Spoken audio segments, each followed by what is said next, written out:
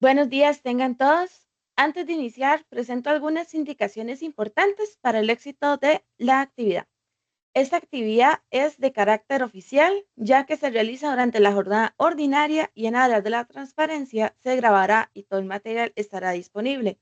Además, se documentará con tomas de captura de pantalla que serán utilizados para registro documental, boletines informativos, publicaciones en redes sociales y sitio web. Esta actividad se desarrollará hasta el 12 mediodía o hasta agotar el tema, lo que ocurra primero. Se pasará la lista de asistencia mediante un link que se colocará en el chat a partir de este momento. Agradecemos, por favor, completar el mismo. Favor tener apagadas sus cámaras y micrófonos, solo encenderlos en el momento que se les indique. Las consultas que se atenderán durante esta actividad serán únicamente las que fueron enviadas por correo electrónico, por lo que el chat se mantendrá desactivado. Se les agradece igualmente nuevamente mantener los micrófonos apagados y las cámaras a partir de este momento. La Dirección General de Servicio Civil y el Área de Gestión de Recursos Humanos les da la más cordial bienvenida a la sesión de asistencia técnica, análisis ocupacional y clasificación de puestos. A continuación, nos brindará unas palabras de bienvenida el señor Luis Gutiérrez Cortés, jefe de unidad de oficinas de Servicio Civil del Área de Gestión de Recursos Humanos de la Dirección General de Servicio Civil. Damos paso a sus palabras. Buenos días a todos y a todas. Primero que todo, agradecerles el que estén el día de hoy acá con nosotros. Sabemos que ya hoy o esta semana, la última, para salir a vacaciones, es una semana de locos, ¿verdad? Donde todo el mundo quiere dejar todo cerrado, nombramientos, informes. Entonces, el que estén acá con nosotros, de verdad que muchísimas gracias. Esta sería la última asistencia técnica del año que estaremos dando, la cual estará a cargo de don Carlos Briceño, jefe de la Oficina de Servicio Civil, que atiende los sectores de trabajo, agricultura y Bien. también doña Mónica Barca, que estará a cargo de la Oficina de Servicio Civil de Cultura Social y Tecnología, junto con doña Cinia Ramírez, que es la analista que ayuda a doña Mónica en la Oficina de Servicio de Trabajo Agropecuario y Ambiente, la oficina de don Carlos Briceño. Entonces, espero que sea de bastante provecho. No quiero alargarme mucho en la presentación para poder tener mayor tiempo y que puedan enriquecerse con el tema. De nuevo, muchísimas gracias por estar acá y desearles desde ya unas felices vacaciones de fin y principio de año y que todo nos salga muchísimo mejor el próximo 2025. Muchísimas gracias. Agradecemos al señor Gutiérrez por sus palabras. A continuación, continuando con la agenda del día de hoy, veremos una presentación preparada por la señora Mónica Barca y el señor Carlos Briceño, así como de su equipo de trabajo, quienes abordarán la normativa relevante sobre análisis ocupacional y la clasificación de puestos. Damos paso a su presentación.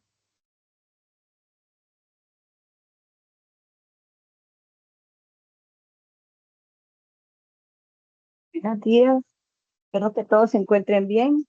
Hoy día de dar gracias por la salud y por el trabajito, porque bueno, creo que si estamos aquí es que no nos favoreció el gordito. Entonces, bueno, vamos a dar lo que es la explicación de análisis ocupacional y lo que es el formulario de información técnico de clasificación de puestos.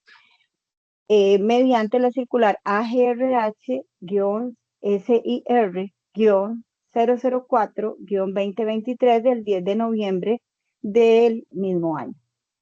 Ale, si gusta, me pasa la próxima filmina. Bueno, como indicamos, la circular AGRH-SIR 004-2023 rige a partir de su publicación el 13 de noviembre del mismo año y modificó lo que es la circular AGRH-CIR-008-2022. Esta circular actualiza los formularios para puestos de análisis ocupacional. en lo que se refiere al formulario de informe técnico de clasificación de puestos, modificó los apartados 8 y 9, que posteriormente lo vamos a ver. Y en lo que se refiere al formulario de informe técnico de precalificación, modifica los apartados 4 y 5.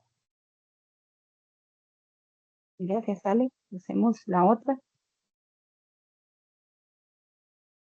A continuación, vamos a ver cuáles estudios se pueden plantear mediante el formulario de informe técnico de clasificación de puestos.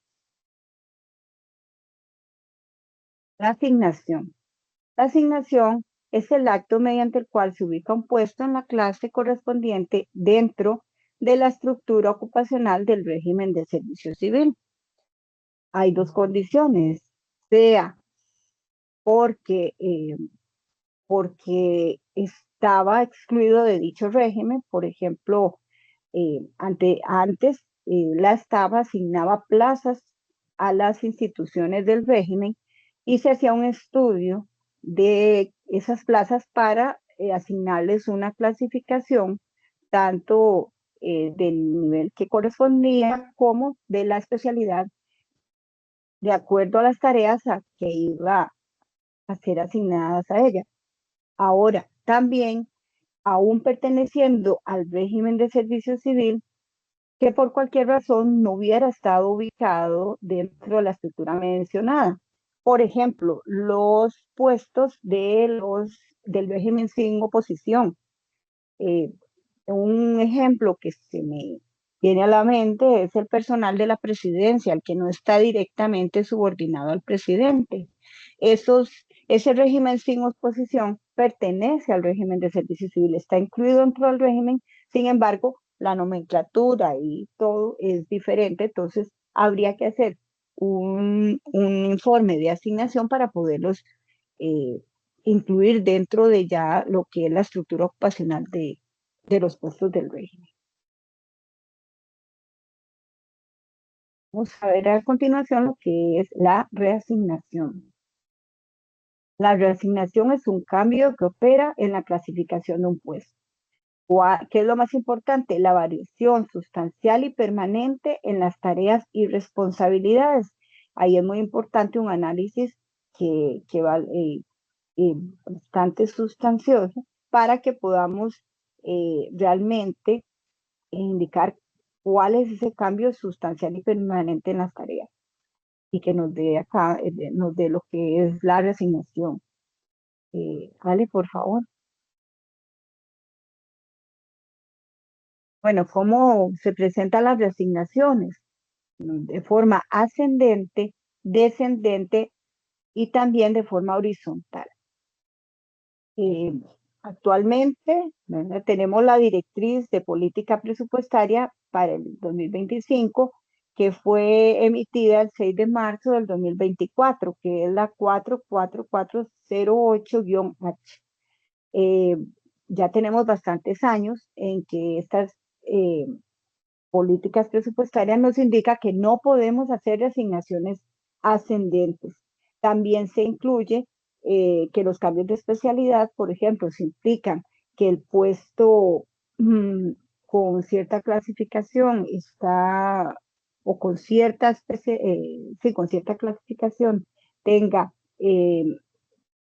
dedicación exclusiva y pase a una clasificación que tenga prohibición, pues tampoco se pueden hacer. Y está la reasignación descendente, pues que tiene sus condiciones también para poderse hacer. Y también están las horizontales, como les repito, que también son permitidas, siempre y cuando no tengan esa variación en lo que es el nivel salarial hacia arriba. Dale, la próxima. Los cambios de especialidad. La especialidad, empecemos por lo que es la especialidad, es el campo de actividad que identifica al puesto. En este caso, bueno, vemos que la definición incluye grupos ocupacionales o una disciplina de una ciencia, arte o rama. Nosotros, pues, vamos a ver en el formulario que el cambio de especialidad identifica que va a ser un puesto. Yo siempre pienso como que la especialidad es como el apellido. del puesto. Por ejemplo, el hombre es profesional de servicio civil, ya sea uno, dos, tres, técnico, pero la especialidad me va a decir dónde va a desempeñar y qué conocimientos debe poseer, además de sus habilidades teóricas y prácticas en determinada rama o campo para poder desempeñar bien las funciones que le van a asignar.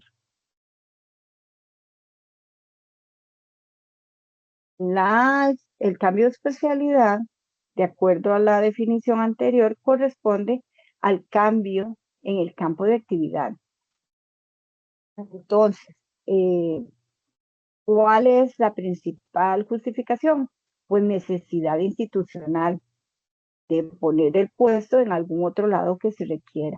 Dado las condiciones que tenemos actualmente de restricciones presupuestarias, pues esto es muy común.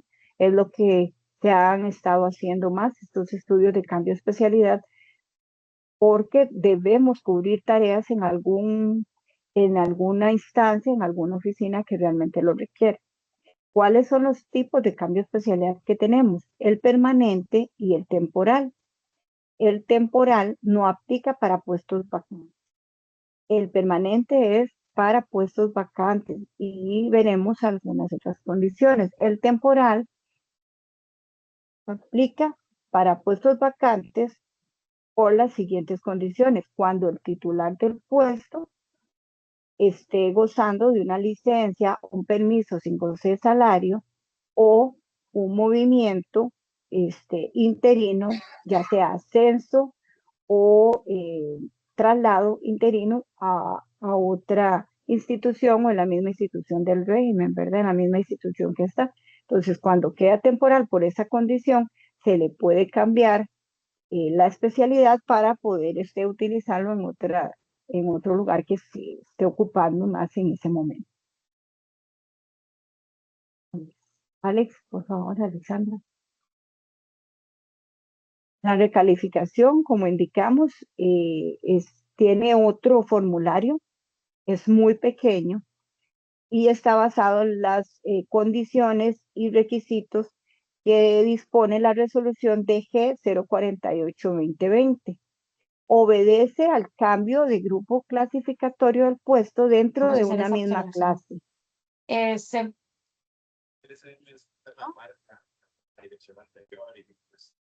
Abierto un micrófono.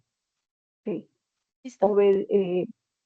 ¿Y por qué no se integró en el informe técnico de clasificación de puesto? Bueno, porque la recalificación es únicamente para el cambio de atestados, de requisitos académicos de la persona funcionaria que lo ocupa.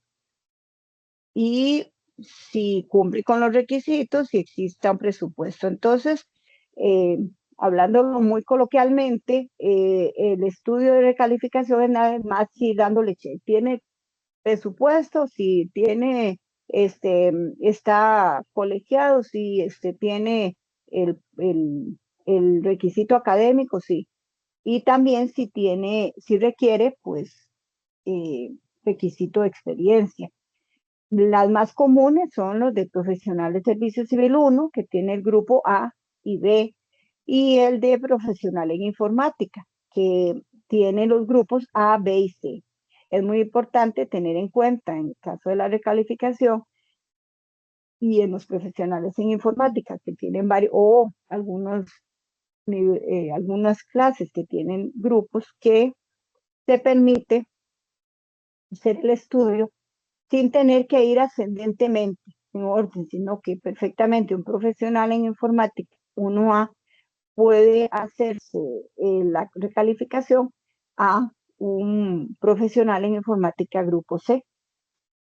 Esto es muy importante tenerlo en cuenta y lo indica la resolución 048-2020.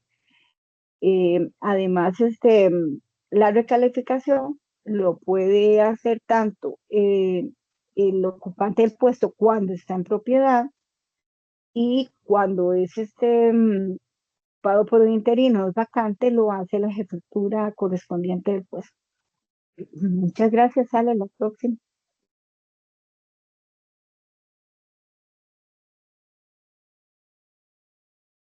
Existen dos tipos de recalificaciones, que son la negativa y la positiva.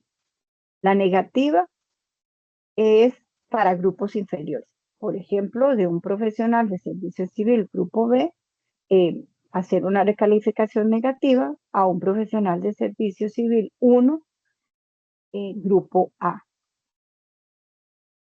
Y solo aplica cuando son vacantes puras, sin interín, y también manifestando la necesidad que la institución en su momento hacer. La recalificación positiva del puesto es hacia un grupo superior. Como lo indicábamos anteriormente, puede ser un grupo que no sea el inmediato, puede ser de A a C o de ese, digamos, es como el cambio más representativo en para ese ejemplo. Siempre y cuando el ocupante del puesto cumpla con los atestados y demás requisitos que, bueno, si está nombrado en la clase, obviamente cumple con los requisitos y que el grupo exige.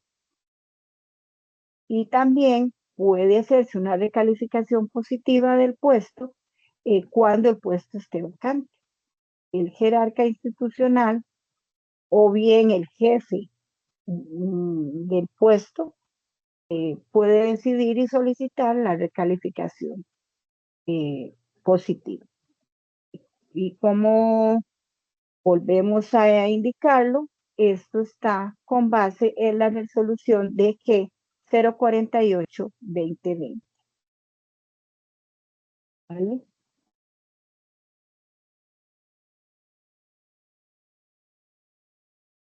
Bueno, no sé, Ale, ve a ver la 13, creo que me corresponde también, la diapositiva 13. No, Ok. aquí sigo yo, perdón. Ah, Gracias, bueno, Silvia. ok. Carlos, es que me parece que habíamos hablado, pero está bien. A continuación, entonces, don Carlos Briceño, quien es muy conocedor de lo que es el tema de análisis ocupacional, pues va a continuar con lo que corresponde de la asistencia técnica. Muchas gracias, don Carlos. Buenos días, ¿cómo están? Buenos días. Obviamente estoy en mi Buenos casa, días. entonces pueden estar escuchando ahí al cachorro ladrando. Las disculpas del caso. Buenos días. El tema de análisis ocupacional es un tema muy rico y muy extenso, pero no, en esta ocasión lo estamos viendo desde el punto de vista de los formularios que ya están dados. La normativa prácticamente Cinia ya se los explicó y la filosofía que ha tenido o la política que ha usado la dirección en estos últimos años es de brindarles instrumentos muy prácticos, por decirlo así, casi listos, cocinados para que ustedes llenen la información importante.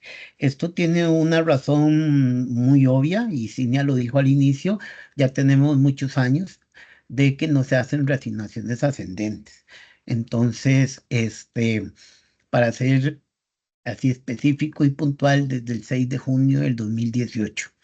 Esa fecha es la fecha mágica en que se detuvo todo proceso de reasignación ascendente y esa política de Estado de gobierno ha venido hasta la fecha y se sigue prorrogando y estamos seguros que va a seguir así por muchos años más. De hecho, para allá el 2025, desde marzo del año pasado ya habían emitido las políticas para el 25, donde se dice claramente que los puestos no pueden ser reasignados ascendentemente.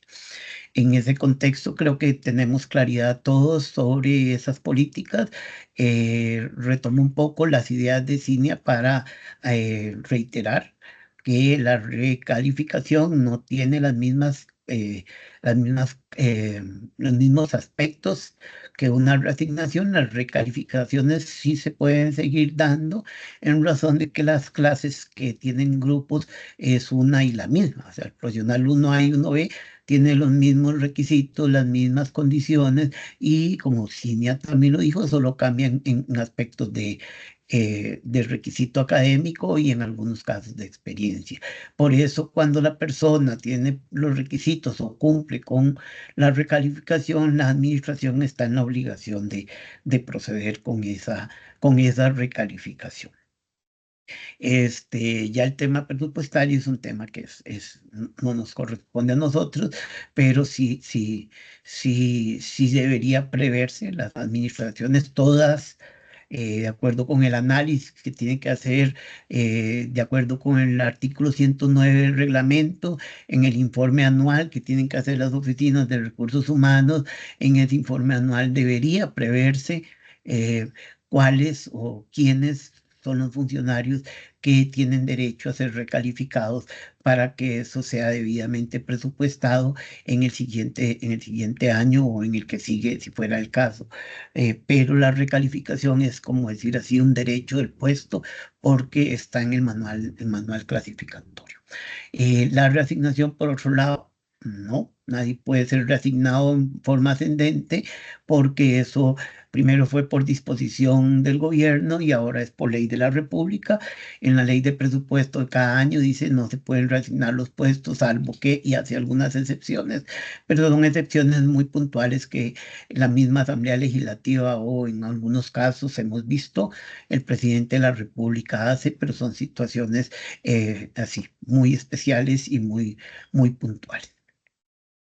De lo que hay en el cambio en el recorrido que tienen que hacer ustedes, los que no están delegados, para presentar un informe, el recorrido es un poquito más amplio ahora que antes. Antes del 2022, el recorrido era desde Recursos Humanos, desde la Oficina de Gestión Institucional a la OSC, y nosotros como jefes de oficina teníamos autorización para firmar dichos informes y resoluciones. Eso cambió en el 2022 y ahora tienen que dar un proceso más largo, pues por disposiciones de la asesoría jurídica se determinó que no se puede delegar la firma del director general en ese tipo de cosas, por lo menos no al jefe de oficina, sino al director del área de gestión, sí. Cuando el director del área de gestión no tiene esa delegación por parte del director general, entonces es el mismo director general el que debe hacerlo. El recorrido, como pueden verlo ahí, es de la oficina de ustedes hacia nosotros. La Oficina de Servicio Civil hace la revisión previa de todos los aspectos legales, técnicos y de todos los aspectos legales y administrativos técnicos y administrativos, y los legales que nos correspondan, los que podemos analizar desde nuestra perspectiva administrativa, los revisamos. Ese informe, cualquiera que sea, tiene que ir a la jefatura de oficinas, quien el jefe actualmente es don Luis Gutiérrez. Él es el jefe de oficinas y él es el responsable de dar la segunda verificación a todos los trámites de análisis ocupacional que nos remiten ustedes, y de estar bien lo remite al director del área de gestión, doña Gabriela Serrano, en este momento es la directora del área de gestión. Si ella considera que todos los aspectos administrativos y técnicos están bien, nos remite a la asesoría jurídica para la revisión legal la revisión de todos los aspectos legales, y si la asesoría jurídica, la dirección general considera que está bien, lo devuelve para que la directora del área de gestión emita la resolución correspondiente. Ese es el camino que lleva, un camino un poco tortuoso, que del año 2022 a la fecha hemos, gracias a Dios y gracias al esfuerzo que se ha realizado a lo interno de la dirección, no ustedes, porque ustedes siempre han hecho las cosas de la misma manera, pero sí a lo interno de la dirección hemos tenido que hacer un montón de ajustes, de acuerdos, de comunicación interna para que ese procedimiento sea lo más ágil posible. Creo que en este momento tenemos un proceso que es relativamente ágil comparado con dificultades que tuvimos en el 22 y 23. Adelante. Y a continuación, nada más como a manera de repaso, vamos a ir echándole un ojito al instructivo, porque en realidad no es mucho lo que se cambió, o casi nada, solo un par de aspectos que vamos a ver como dijimos. El primero, el que les acabo de mencionar, que es el proceso de aprobación, que ahora requiere muchos o más unidades que vean y den la aprobación. El otro aspecto que se incorporó fue el hecho de que para efectos nuestros como dirección general, como institución, y además para efectos de los planes institucionales, nosotros no podíamos seguir contabilizando un informe las 1, 2, 3 o 4 veces que se devolvía, porque eso estaba afectando el resultado final de la operación de la dirección general, siendo que según se establece, cada vez que un documento entra y sale, debería tener una nueva numeración. Si entendemos, por lo menos desde el punto de vista de nuestra oficina, si entendemos la complicación que eso implica. Es un tema que también se va a discutir para inicios del próximo año, si Dios lo permite, pero de momento está así. De momento, cada vez que un informe es devuelto por cualquier razón sin aprobar por parte de la Oficina de Servicio Civil, las oficinas de recursos humanos tienen la obligación de emitir, de enumerarlo nuevamente y ponerle la fecha más reciente. Esa es la disposición y entonces así es como actuamos de momento. Adelante. Dice, esto es instructivo. Bueno, vamos a leer ahí lo que ya ustedes conocen. Es la herramienta que ustedes usan como guía para fortalecer y enriquecer los informes de análisis ocupacional. Yo digo para agilizar el trámite y para orientarlos, como dice ahí. Con eso se ha pretendido evitar que se omitan algunos datos importantes, que a veces unas oficinas sí los ponían, otros no los ponían. Entonces, este instructivo, si bien es muy somero, muy sencillo, la idea es que cumpla con los requisitos que debe tener un instrumento de esta magnitud. Y entendemos que ha sido de fácil uso para todos hasta el momento. Adelante.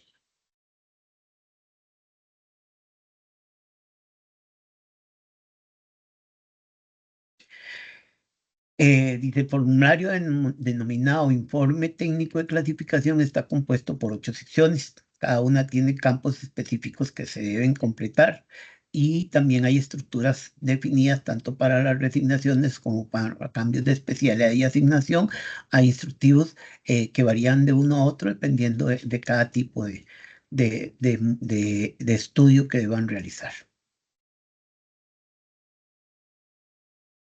Adelante. Nosotros le mandamos un borrador a ustedes, o les mandamos del área, se les manda un borrador en el cual ustedes tienen que incluirle el membrete de su institución, el consecutivo del informe. Si el estudio es devuelto sin aprobar, como ya le dije, se cierra el caso, y de acuerdo con la circular 01/2024, salvo que retomemos ese tema por ahora, sigue vigente que deben emitir un nuevo informe con una nueva numeración y la fecha reciente.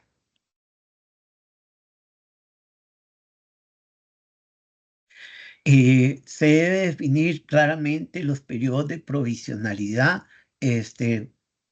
Recuerden, o les cuento, el 115 es para puestos vacantes y el 115 es para puestos que no están vacantes y el 116 para puestos vacantes. Y esos 6 meses para puestos vacantes empiezan a regir en el momento en que el puesto queda en propiedad. Eso es un tema que ha impactado poco lo hemos visto en la historia del servicio civil, pero la normativa así está dada, o sea, eso nunca ha sido cambiado. Se supone que un puesto puede seguir nombrándose ahí, pero esa provisionalidad real empezará a funcionar para un puesto vacante en el momento en que ese puesto quede en propiedad, no antes.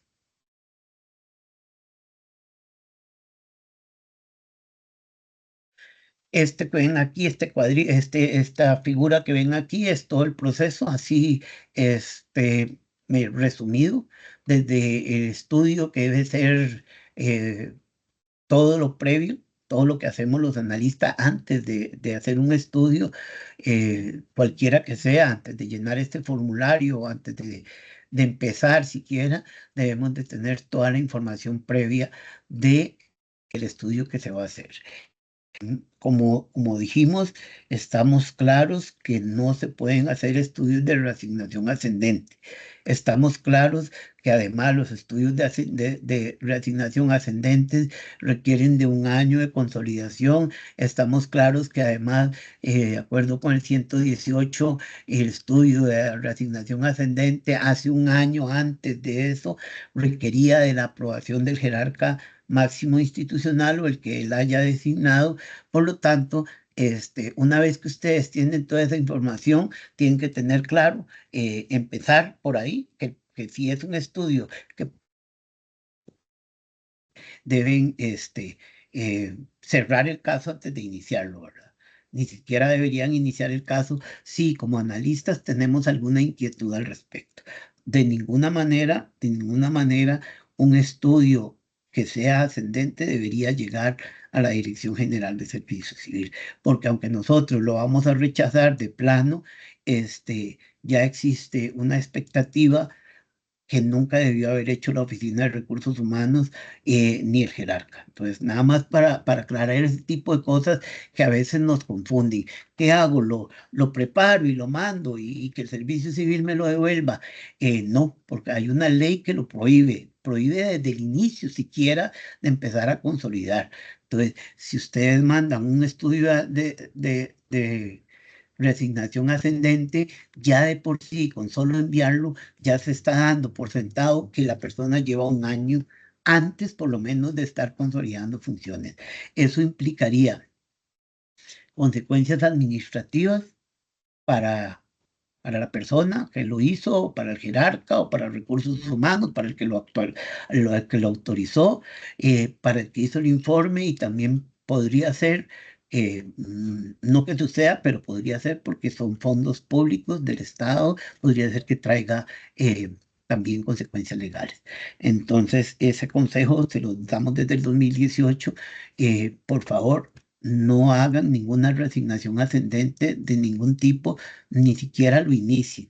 Debe ser casi que a portas, decirle, no, de acuerdo con la ley tal del presupuesto, se prohíbe hacer reasignaciones ascendentes, y de acuerdo con el 118 se debe tener autorización del jerarca institucional, no es del jefe mío, no es que el jefe mío diga, bueno, Carlos, a partir de hoy cuídame el área y vas a ser el jefe de área mientras tanto. Eso no se puede, ¿verdad? Debe ser el jerarca máximo, el que tiene la autoridad para dar.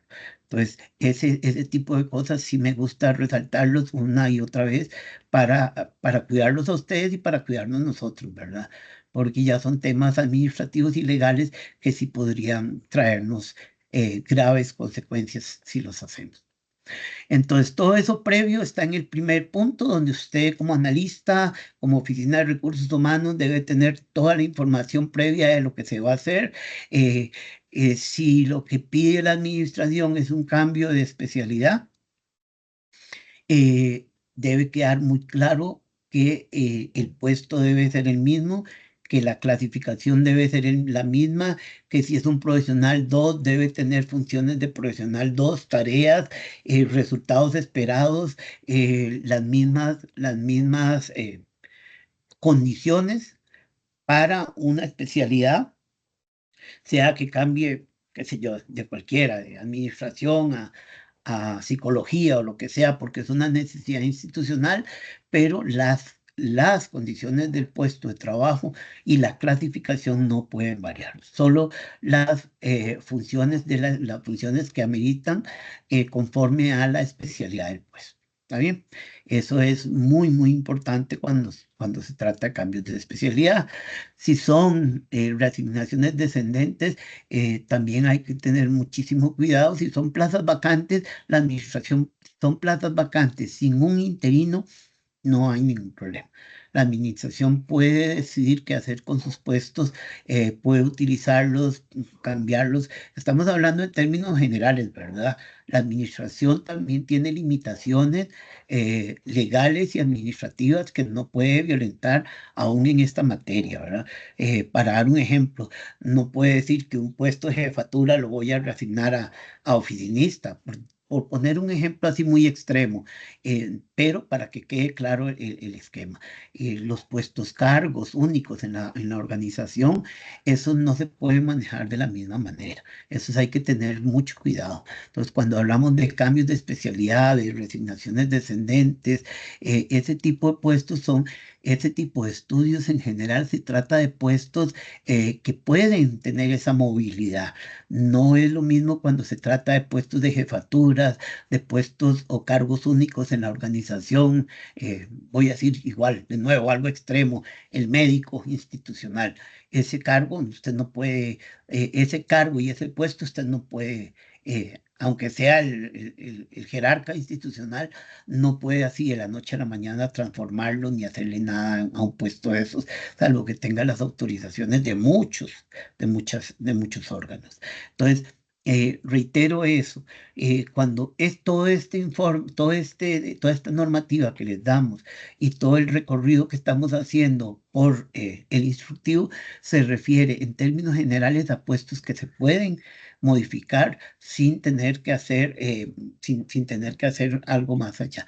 Cuando se trate de puestos delicados de la organización, hay que ir despacito y buena letra, porque si usted afecta la estructura organizacional de la empresa, de la institución, puede estar afectando puede estar afectando la finalidad misma de la organización. Entonces, en eso sí se debe tener mucho cuidado.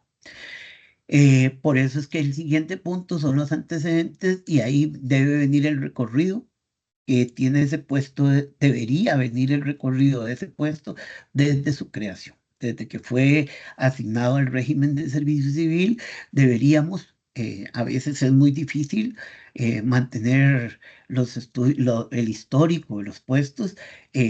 Cuando manejábamos más papel era más fácil porque recuerdo que teníamos cada puesto con un gran folder o un AMP donde venía desde que se creó en 1970 hasta la fecha. Ahora es un poco más difícil eso, pero al menos debemos tener un historial suficiente del puesto que nos permita darle un recorrido y saber que el puesto tiene ciertas condiciones y que se han mantenido hasta la fecha. La estructura organizacional y ocupacional son elementos esenciales para cualquier estudio de puesto. Si los puestos, todo esto que les estoy diciendo ahorita lo vamos a repasar uno por uno, pero prefiero verlo aquí para verlo en el orden en que se está dando. La estructura organizacional y ocupacional son esenciales para los estudios de los puestos, para saber cuáles puestos hacen las mismas funciones en cuanto a la estructura ocupacional y la estructura organizacional, porque hay puestos, igual que acabo de decir en el punto anterior, hay puestos que responden a esa estructura organizacional y no es tan fácil hacer un cambio de especialidad. Voy a dar un ejemplo otra vez, el jefe de la proveeduría. Entonces tenemos un jefe de la proveeduría o un director administrativo y financiero que tiene un puesto de profesional jefe 3, profesional jefe 2, y de repente nos mandan a decir, es que queremos cambiarle la especialidad porque queremos pasarlo a tal oficina.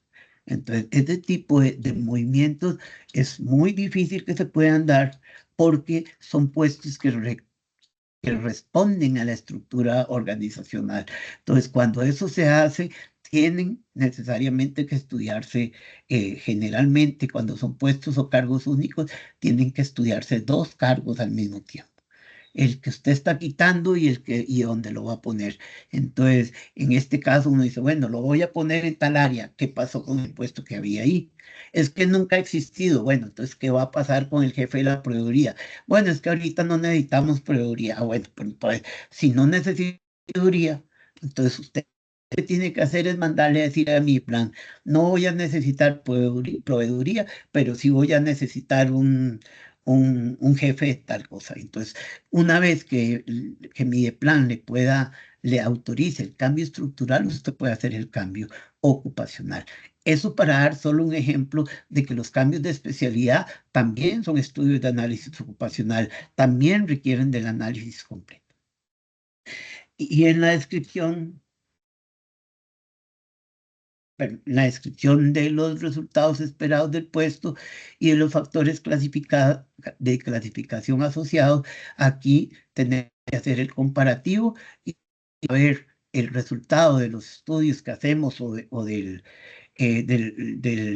cuestionario de análisis ocupacional, de las entrevistas, de las consultas que se hagan en comparación con las clases de puestos del régimen de servicio civil para ver con cuál de las clases y especialidades se nos ajusta. Dame un poquito más esto para ver el de abajo, Ale. No, atrás. Este de abajo, ¿qué dice?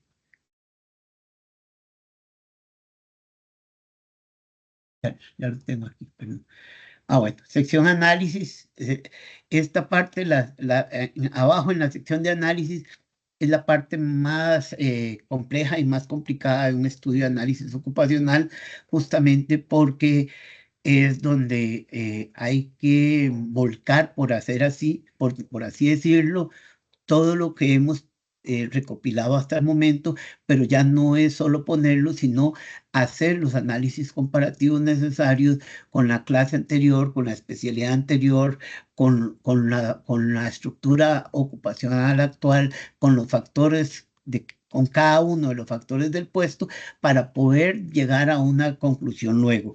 Pero esta parte es la parte esencial de cualquier estudio de análisis ocupacional. Aquí es donde el analista vuelca sobre el documento, aunque sea un formulario tan escueto como este nuestro, ahí es donde se ponen los aspectos esenciales que cualquier persona, sea un analista o no, debe leer y debe lograr entender que efectivamente se está dando un cambio sustancial y permanente. Esta parte es esencial en cualquier estudio. Y una vez que se hace este análisis, las conclusiones y las recomendaciones son el resultado lógico de ese análisis. En la escuela, en la universidad, le dicen a uno que por cada aspecto que usted analiza, debería haber una conclusión y una recomendación. En este caso, como son asuntos muy pequeños, podría ser que sean solo unos cuantos, pero al menos deben analizarse algunos de los factores más importantes de la clasificación de los puestos que permitan llegar a esas conclusiones y esas recomendaciones. Lo demás ya son aspectos de orden administrativo, las firmas de la OGRH,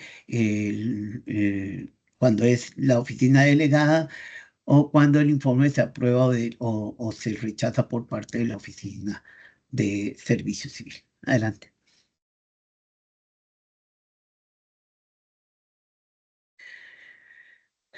Ok, entonces lo que ya vimos lo vamos a retomar un poco, pero ya viéndolo en el instructivo, fecha, institución, versión. La versión es esa versión que dice a la derecha y arriba, es la versión nuestra, la versión nuestra oficial, que se supone que no debería cambiarse, o ustedes no tienen autorización para cambiar ese tipo de información, porque es la versión autorizada por el área correspondiente de nuestra institución.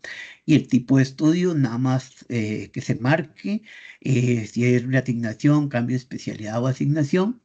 En las condiciones previas para el estudio, lo que hablamos ahorita dice, refiere a los documentos que se anexan al expediente de estudio del puesto que quedan en custodia de la OGRH. nosotros, salvo que les digamos puntualmente por alguna inquietud, duda o por algún asunto especial, nosotros no recibimos documentos, no deberían venir documentos anexos al informe.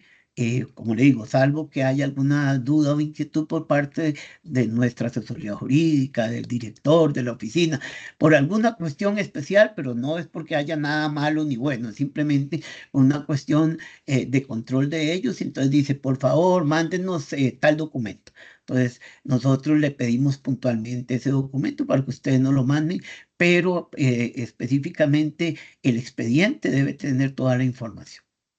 ¿Está bien? Dice plan anual de actualización de puestos. Esto lo mencioné al principio. Se entiende que en ese plan de actualización de puestos, perdón, la Oficina de Recursos Humanos debió haber tenido previsto en el informe, qué sé yo, uno del 2025 o el último, el 2024, que hay 5 posibles puestos que vayan a ser recalificados. Entonces, ese plan debería incluir eso. Entonces, plan, informe número tal del 2024, donde se prevía que se iban a recalificar 4 o 5 puestos posibles. Los cambios de especialidad temporal es difícil que estén incluidos ahí por las mismas circunstancias, pero los cambios de especialidad permanentes, esos sí deberían estar previstos en el informe. El estudio de factibilidad, la certificación de contenido presupuestario. El estudio de factibilidad, estamos claros que eso es para reasignaciones y ascendentes, ¿verdad? El estudio de factibilidad está estipulado en el 118, en el artículo 118 del reglamento, y como les dije, debe darse un año antes. Entonces, ahí no se marca nada en general y no es necesario un estudio de factibilidad si la reasignación es descendente. Pues es una decisión, si es descendente casi siempre es una decisión administrativa, pero si hay un estudio de factibilidad para eso, porque hay una reorganización. Por ejemplo, en el Ministerio de Agricultura hay una reorganización muy grande ahorita. Es muy probable que dentro del estudio se esté previendo muchos cambios que sí podrían estar en ese estudio de factibilidad, de muchos puestos que vayan a bajar o que se vayan a eliminar o que se vayan a quitar o que se vayan a cambiar. Podría ser en esos casos. El contenido presupuestario para el tema de las recalificaciones.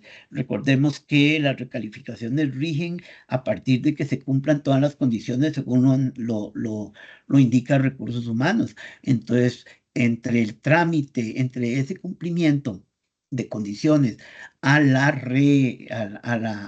resolución de recalificación, en general pasan algunos meses. Entonces, el contenido presupuestario debe estar previo a que se envíe a la Dirección General de Servicio Civil o a que ustedes lo aprueben.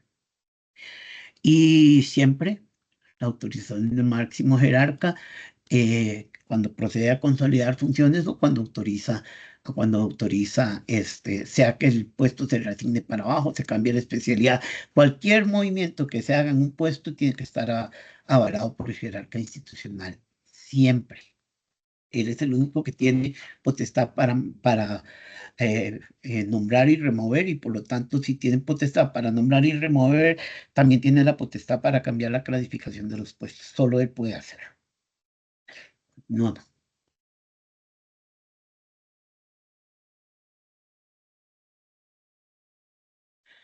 La autorización de la STAP, en esto vamos a hacer una pequeña corrección de lo que pudiera haberse dicho, y es que lo que se pudiera haber dicho anteriormente es que para este año que ya termina, supongo que cuando yo les digo la circular 248 de la STAP, la que permite, la que indica el procedimiento para autorizar plazas vacantes, todos la conocemos porque la tenemos que ver mañana, tarde y noche. Pues en el artículo 9 de esta resolución dice lo siguiente, voy a leerlo. En el caso, estamos hablando para el año 2024. Todavía no tenemos, si ya hay directrices presupuestarias que deben para el año 2025, todavía no tenemos algunos aspectos como este puntual sobre las plazas que se vayan a autorizar para el año 2025.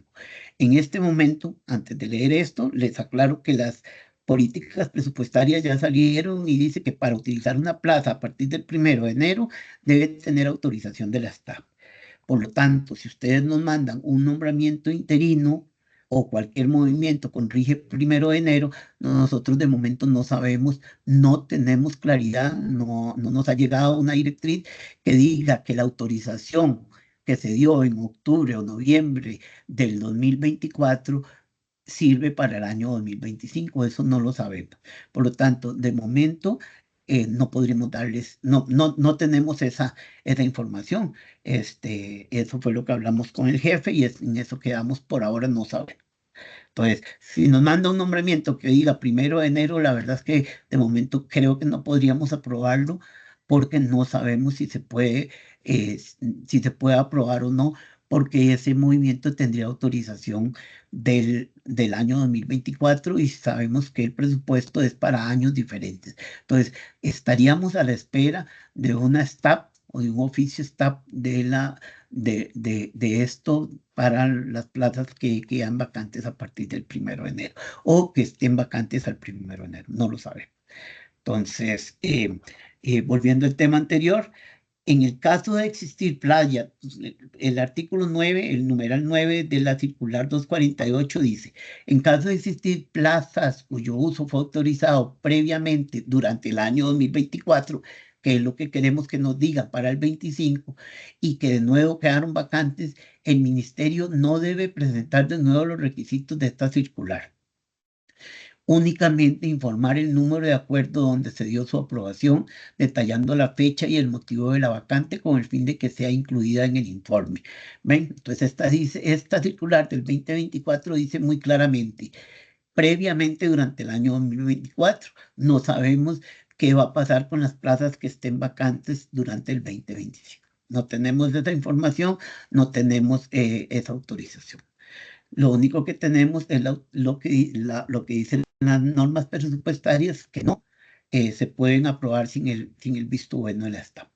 Y seguidamente, que es lo que me interesa, dice lo anterior, siempre y cuando la ubicación y funciones de la plaza se mantenga tal y cual fue autorizado. Caso contrario, deberá cumplir con los requisitos de esta circular. ¿Qué pasa entonces para el año 2024?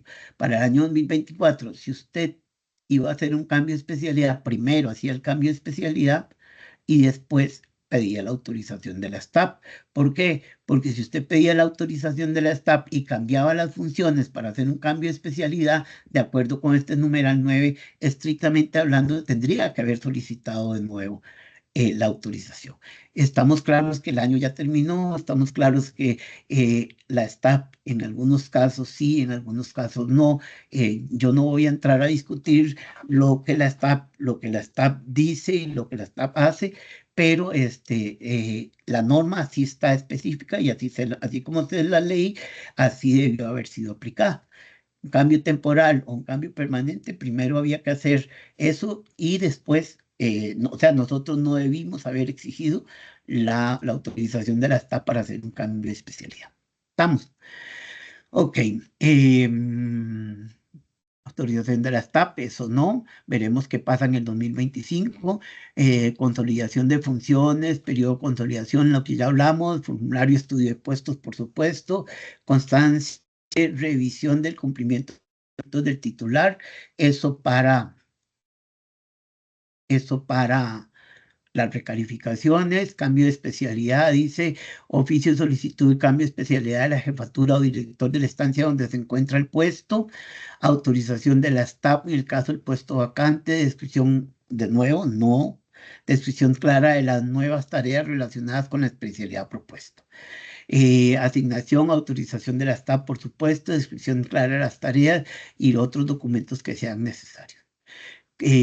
Causas del estudio en letras muy pequeñas, Dice, se refiere a la relación que motiva el estudio, en el caso de resignación, bueno, todo lo que ya hemos hablado y que es lo que hace un analista, ¿verdad?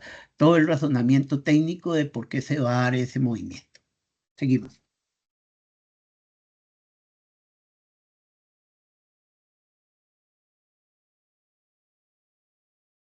Lo demás, igual como ya lo hablamos, son aspectos de forma, sección, datos del puesto, fuentes consultados, número de puesto, clase, especialidad, constitución del puesto, ubicación del puesto, ocupante del puesto. Todo eso es información básica que debe ir incluida en el formulario.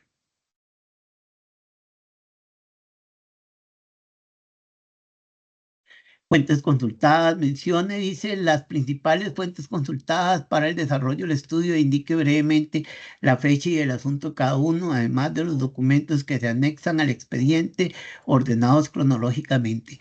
En el caso nuestro, por lo menos en algunas circunstancias, vemos que se menciona algún documento o que no se menciona más bien. En algún caso, una vez vi un estudio de recalificación donde en las fuentes de información, por ejemplo, no ponían la DG 048. Y entonces yo le mando a decir, pero a ver, la recalificación únicamente se puede dar de acuerdo con la resolución DG 048. Entonces es una fuente básica. La estructura ocupacional y la estructura organizacional emitida por Mideplan. Eso es un documento elemental en cualquier estudio. Oficio, número tal, guión plan de tal fecha donde se aprobó la estructura. Las orales, si se entrevistó al jefe o si se entrevistó al ocupante del puesto. Las virtuales, si se hicieron reuniones por Teams o lo que sea. Todo ese tipo de cosas deben ir una por una detallada en los mismos términos en que está en el expediente físico o digital que ustedes tienen en sus oficinas. En la sección antecedentes dice que este ítem debe reflejar el último estudio realizado al puesto, número, informe, resolución y las principales actividades con las que fue estudiado. Como les dije al inicio, un estudio completo debería traer la historia completa del puesto, pero dado que este formulario es tan pequeño, se estima que por lo menos el último estudio con todo, ¿verdad? Informe, resolución, todo lo que tenga que ver debe estar de previo. Seguimos.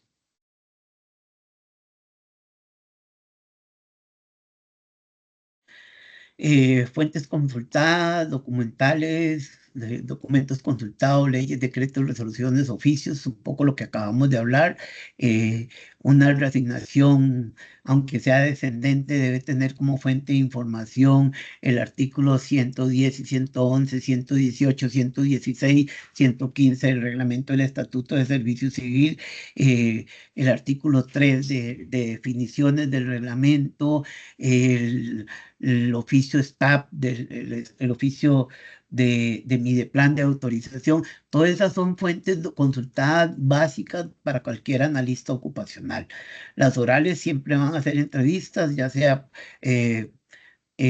por cualquier medio, y debe quedar el tipo de entrevista, quién se hizo, la hora, cuándo la hizo, todo, y debe quedar algún sustento. Por eso las consultas telefónicas, aunque ahí la dicen, eso es bastante complejo, ¿verdad? Siempre sería mejor que sean por Teams, por algún instrumento oficial donde quede constancia de esas consultas, salvo que no sea muy relevante. Pero las consultas telefónicas, tratar de que en lo posible eso no, solo si fuera ya así como en caso urgente. Lo mejor es que sean grabadas, que sean documentadas, que nosotros como analistas y como funcionarios tenemos la obligación de tener constancia de todo lo que hacemos. Entonces, tratar de que esas fuentes orales tengan un sustento en algún lado, fecha, hora, que se hizo, no sé, un registro telefónico, si fuera el caso. En una institución pedíamos los registros telefónicos porque eran consultas a cientos de personas y era imposible llamarlo, era imposible perdón, eran cientos de personas y de todo el país. Entonces era muy cruel, muy duro llamar a una persona que viniera desde la zona sur o zona norte nada más para hacerle una o dos preguntas. Entonces cuando se hacían las consultas telefónicas se dejaba hora, fecha, todo, y al menos el recibo telefónico en la institución, y por instrumentos oficiales, ¿verdad? El teléfono de la oficina, ese tipo de cosas. Y las virtuales, las que ya conocemos, ¿verdad? Sea el sistema de pagos, sea la página web de la institución, si igual, si ustedes ven en el sistema de la Procuraduría en Sinalevi, cuando usted imprime algo, al final le pone la fecha y la hora en que imprimió. ¿Por qué? Porque hay muchas versiones de las normas. Pues si en Sinalevi, que es un instrumento oficial para todo, tienen ese cuidado, nosotros también deberíamos tenerlo en nuestro estudio. Bueno, yo en general yo pongo, de acuerdo con el manual de puestos consultado en la página del Servicio Civil el 16 de diciembre a las 10:05. ¿Por qué? Porque si mañana hacen un cambio en la clase o mañana hacen un cambio en la especialidad, al menos yo tener la certeza en qué momento lo tomé. Entonces, si hay alguna diferencia, uno pregunta, sí, vean, es que justamente el 16 de diciembre se actualizó el manual en la tarde. No, no es que vaya a suceder así de extremo, pero cualquier aspecto que sea de seguridad jurídica, de seguridad para ustedes, en esas condiciones legales es mejor siempre tenerlo presente. Continuando.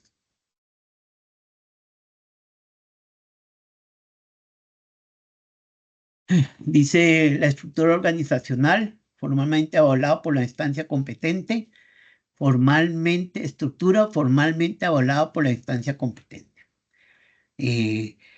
Esto lo ponemos así porque en alguna época de mi plan, en algún gobierno, se le dio a las instituciones la potestad, algunas instituciones, no a todas, algunas instituciones potestad para modificar su estructura organizacional y ocupacional. Después de eso, no. Después de eso, la estructura organizacional, ya desde hace muchos años, solamente Mideplan puede aprobarlo. Entonces, para cualquier estudio, insisto una y otra vez, lo primero que debe ponerse ahí es la autorización del jefe que autoriza, la autorización del jerarca y la estructura organizacional aprobada por Mideplan. La estructura ocupacional debe ser aprobado interno. En algunos casos responde la estructura organizacional y en algunos casos no es tan así, pero en la parte jerárquica siempre va a tener que responder a Mideplan. No hay ninguna manera de que usted diga, voy a crear esta nueva dirección. Eso es totalmente imposible porque el único que puede aprobar estructuras de ese tipo es Mideplan. Pero en la estructura ocupacional, Mideplan llega a un punto donde no aprueba, algunas unidades no las aprueba, entonces esas puede aprobarlas el jerarca de acuerdo a las necesidades institucionales y de acuerdo con lo que mismo Mideplan le dio autorización en eso.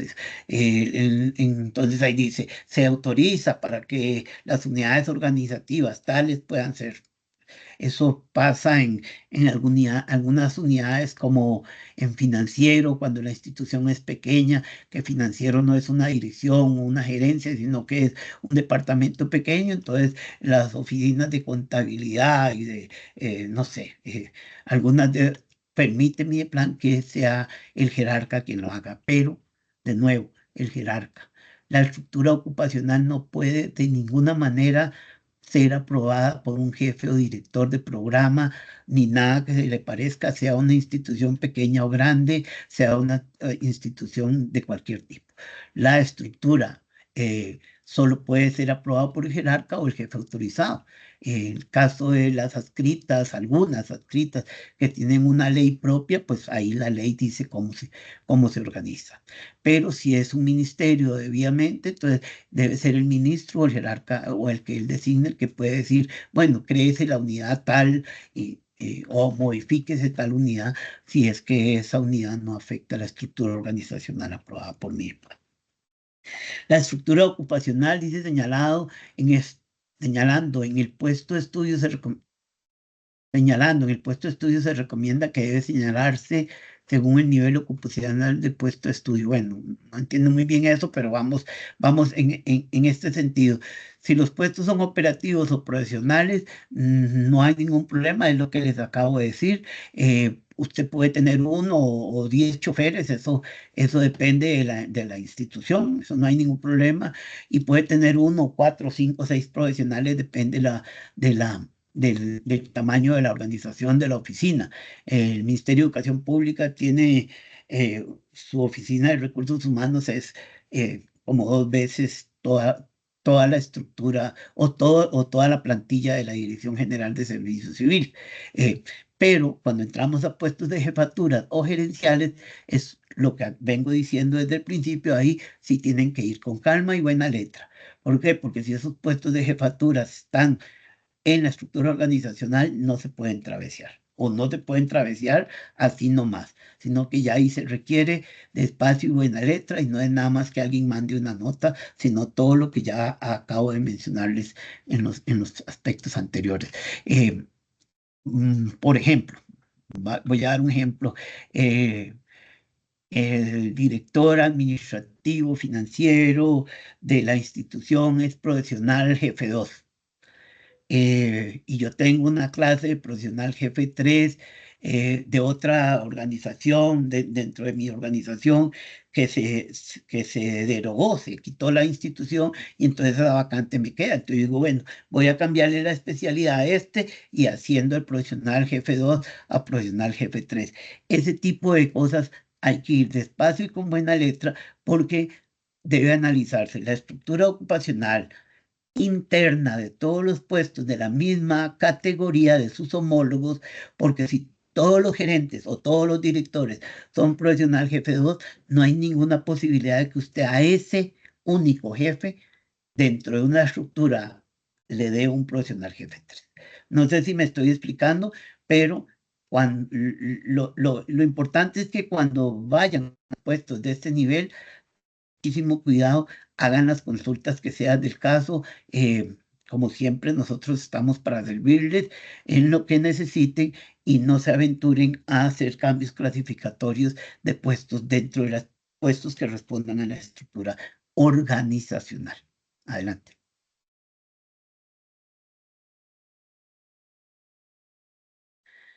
La descripción de resultados esperados, aquí es donde el analista va a volcar, como dijo, yo uso esa palabra, a volcar sus conocimientos de universidad, de expertise, de tiempo laboral en el estudio que está realizando. Dice, se refiere a los resultados esperados derivados del propósito de la clase.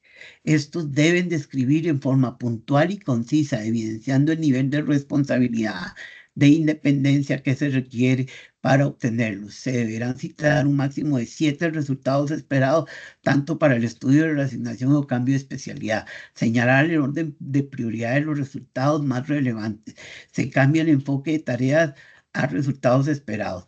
Y se debe integrar la descripción de los factores asociados de acuerdo con la clasificación de puestos. Esto es cualquier cosa menos agarrar la clase, qué sé yo, supervisión de actividades, esto, y copiar lo que dice la clase profesional jefe 2. Se supone que la referencia debe ir con base a la clase, pero el resultado esperado debe ser respecto del análisis que estoy haciendo yo. Por eso es muy importante que consideren las clases antes de empezar el estudio, para que se analicen, como dice ahí, un máximo de 7 de esos productos que se esperan de ese puesto de trabajo. ¿Por qué? Porque no es lo mismo el producto que yo espero de un administrador que de un psicólogo, de un filósofo, de un analista de la proveeduría institucional, o de un profesional de, no sé, del área financiera de otro específicamente. Entonces, ahí los productos esperados van a ser diferentes, pero ahí es donde nosotros los analistas vemos, analizamos y llegamos a las conclusiones, ahí es donde realizamos el análisis para llegar a esas conclusiones posteriores, donde vemos si esos productos están equivalentes a la clase de puesto que nos están dando, si es para un cambio de especialidad. Y si es para una reasignación, pues justamente ahí es donde vemos que el documento, ahí debe parar el estudio si esos resultados esperados van a superar la clase actual que tiene. Ahí tenemos que detener, hacer el informe, decir, este puesto no se puede estudiar, pues los estudios, las tareas o los productos que se esperan son de una clase superior a la que tenemos. Ese tipo de cosas. Ya no es el enfoque de tareas, realiza tal cosa, sino qué es lo que se espera en general de todo eso. O sea, por eso ahora hablamos de productos esperados, qué es el resultado de ese trabajo, qué es lo que se espera. Dice indicar los requisitos del puesto e integrar la descripción de los factores asociados de acuerdo con la clasificación propuesta. Una vez que hacemos ese estudio, ese estudio de los productos que esperamos, si vamos y comparamos con el manual de clases, profesional 1, profesional 2, profesional 3, lo que sea. Y tiene que haber una concordancia. En este punto es donde el analista debe dialogar, debe hablar con la jefatura, debe ponerse de acuerdo para que no se cometan errores que posteriormente pudieran implicar demandas laborales por parte de las personas que ocupan esos puestos. Porque, insisto, está claro que no podemos hacer reasignaciones ascendentes. Entonces, si en los productos esperados se permite o el analista pone productos que pudieran ser de una clase superior, ahí se van a presentar. Si se aprueba, eventualmente podrían presentarse algún tipo de demanda. Continuamos.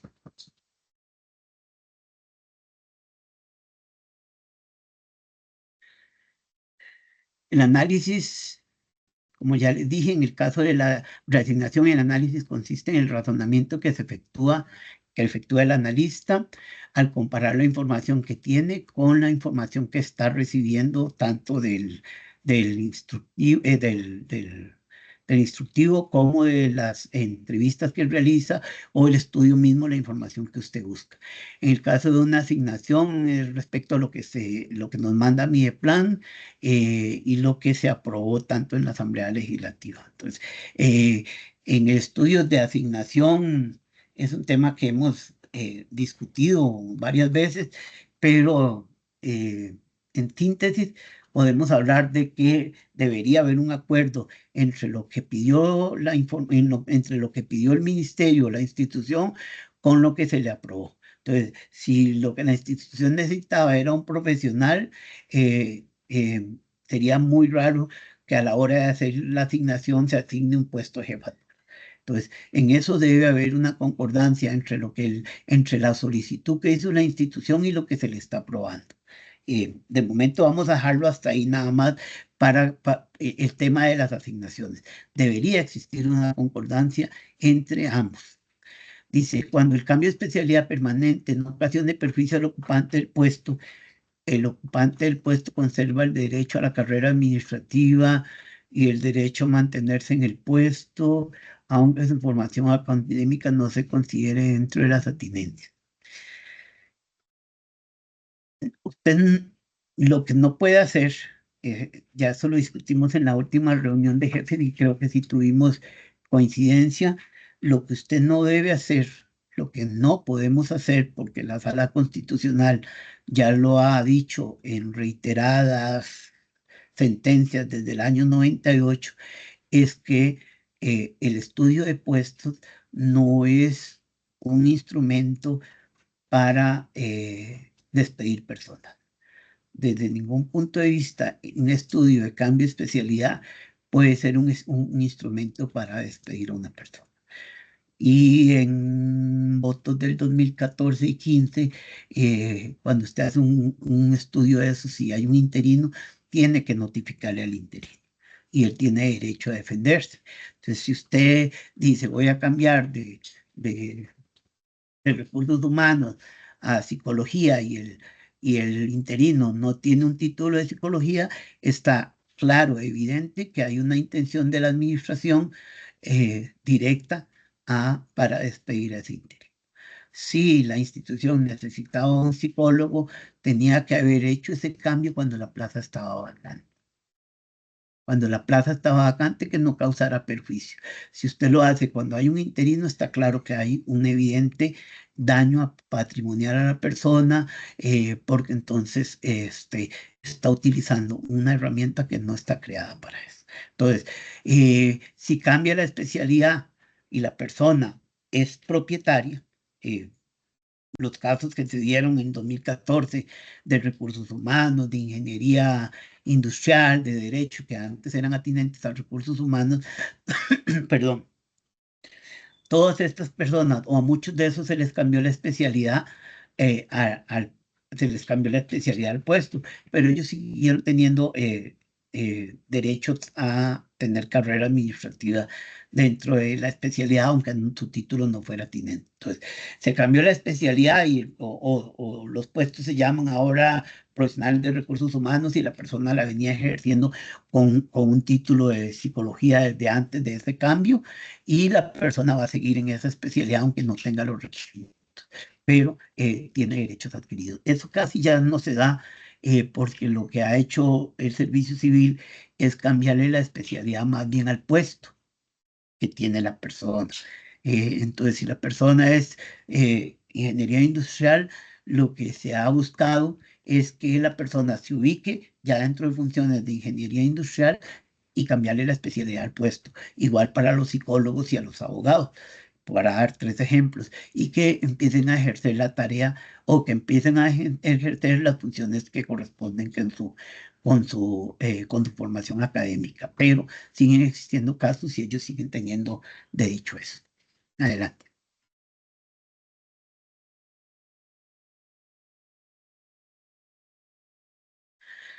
Uno de los aspectos más importantes del informe técnico, como ya les dije, es el análisis. Ahí es donde ponemos toda nuestra expertise.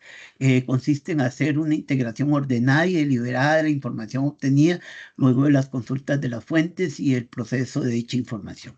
En cualquier tipo de estudio no debe ser una copia textual de lo establecido en el manual de clases y especialidades. Eso es muy sencillo, no, lo hemos visto en muchas ocasiones, pero eso sí refleja una falta de expertise en una persona cuando a la hora del análisis dice, sí, el producto esperado es, y pone todo lo que dice la clase profesional de Servicio Civil 3 o profesional 2. Pues las clases de puestos son genéricas. Los productos esperados de un puesto de trabajo deben ir en relación con los productos en el nivel de la clase, pero nunca jamás podría ser genéricos porque cada puesto es diferente. Entonces, si bien podría ser que se encuadre dentro del profesional 3 las actividades dentro de recursos humanos difieren en mucho unas de otras o tienen un mayor nivel en unas instituciones que en otras, dependiendo del tamaño, o se les va un enfoque más amplio o menos amplio, dependiendo de las condiciones de cada institución. Por lo tanto, si usted en el estudio pone lo que dice la clase o la especialidad, se nota que hay esa parte está débil, ¿verdad? Digamos.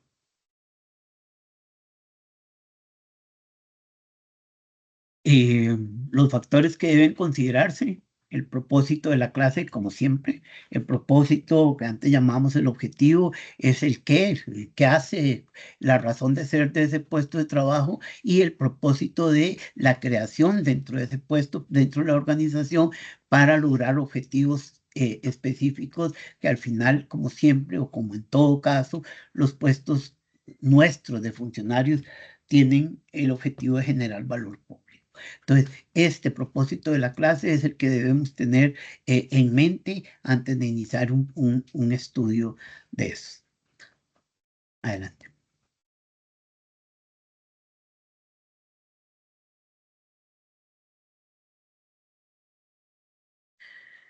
los resultados esperados que vino a sustituir el factor de tareas, porque las tareas se tenían el qué, cómo y para qué.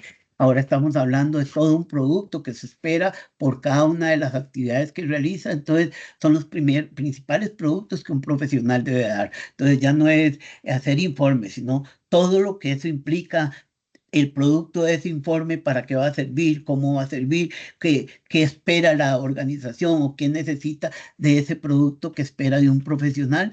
Esos productos esperados tienen que estar claramente definidos tanto en cuestión. Deben salir tanto del cuestionario de análisis ocupacional como del proceso mismo que realiza el analista a la hora de hacer las entrevistas y lo demás, y debe quedar plasmado en el apartado de análisis. Seguimos.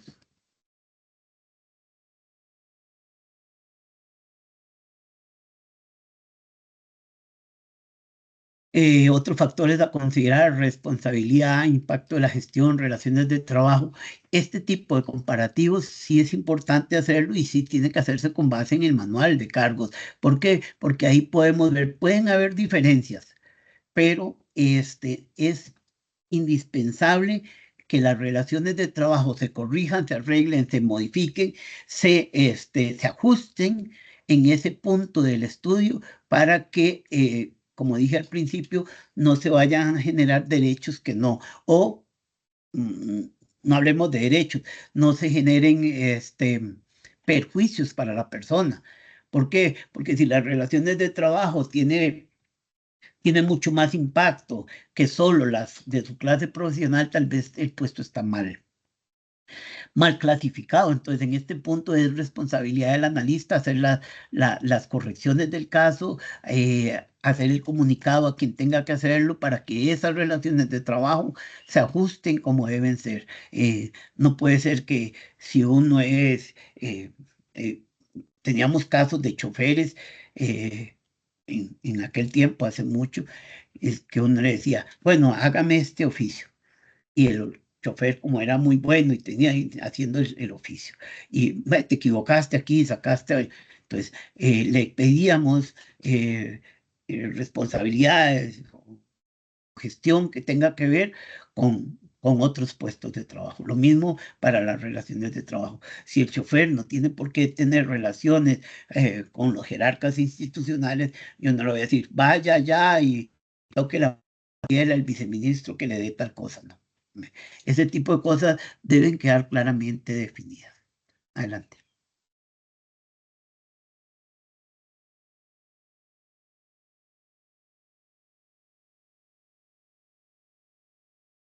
Dice equipos, insumos, el contexto funcional y la independencia funcional.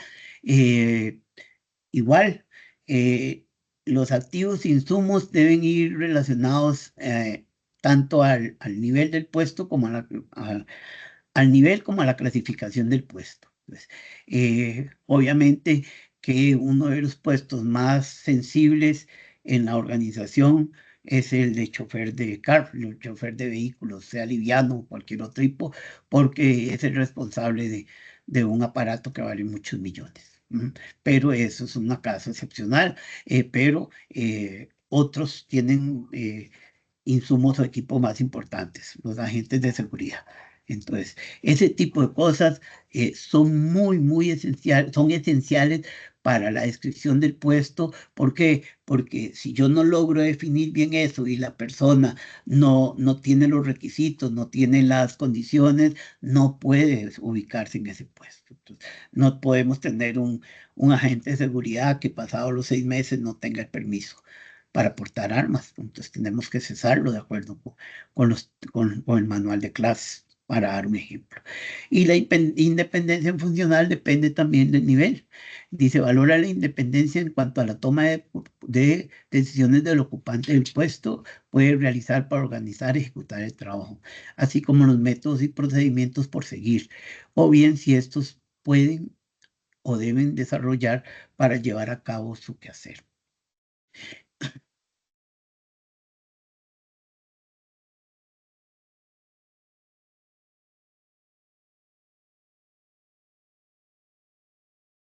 Las disculpas de caso porque estaba un poquillo engripado, pero ya va pasando. Es muy importante, lo que se me... Devolvete la otra, por favor. Es muy importante lo de la independencia funcional, porque la independencia funcional es esencial dentro de la estructura organizacional. Si usted es el jefe, tendrá una independencia funcional diferente de si usted es un profesional de base. No en pocos casos se ha dado que, de ahí es que, no sé, por decir alguna cosa que se hace en chota o cosas de ese tipo, es que el jefe no hace nada y yo hago todo. Es que yo hago todo y o nosotros hacemos todos, decían en un tiempo los técnicos del servicio civil hace muchos años, es que nosotros hacemos todo y los profesionales no hacen nada. La independencia funcional tiene mucho que ver también con el tipo de trabajo que se realiza. No es lo mismo tener un puesto que es eminentemente operativo que un puesto que es esencialmente o cuyo fin no es estar sentado en una computadora o haciendo informes o haciendo cosas. Entonces, eso tiene que ver justamente con eso. ¿Cuál es mi función dentro de la organización? ¿Cuál es mi independencia funcional? Y cuáles son las tareas que yo realizo? Por eso, este factor debe definirse muy bien. Adelante.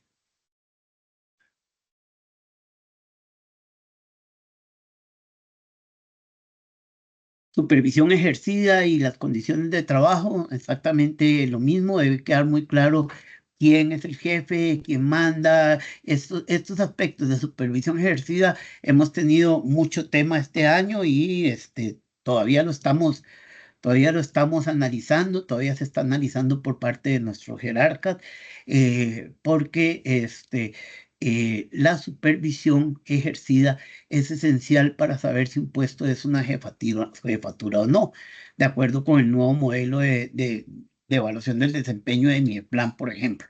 Pues si su puesto no es de jefatura, estrictamente no puede ejercer supervisión. La supervisión implica lo que dice ahí: planificar, organizar, dirigir y controlar. Cuando usted hace esos 4 procesos, entonces quiere decir que usted le autoriza vacaciones a una persona, que usted tiene la capacidad sancionatoria, que usted tiene que planificar el trabajo que hace una oficina, organización o lo que sea. Entonces, es muy importante que este factor sea bien definido.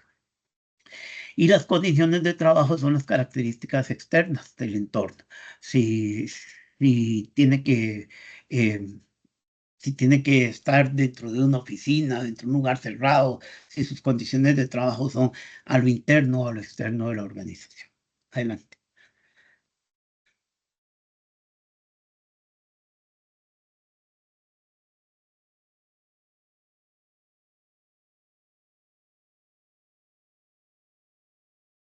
Medio ambiente y exigencias físicas, lo mismo, condiciones desarrolladas en el trabajo que ocupan o tienen control alguno. El medio ambiente en general para los funcionarios es un medio ambiente donde están condiciones básicas y estas pueden variar dependiendo de si los puestos ya son de algún tipo menos administrativo, pero en general los nuestros son puestos con un ambiente normal, digamos, de trabajo. Las deficiencias físicas, lo mismo. En general, los puestos administrativos no tienen mayor exigencia en campo físico. Eso se queda para puestos del área operativa.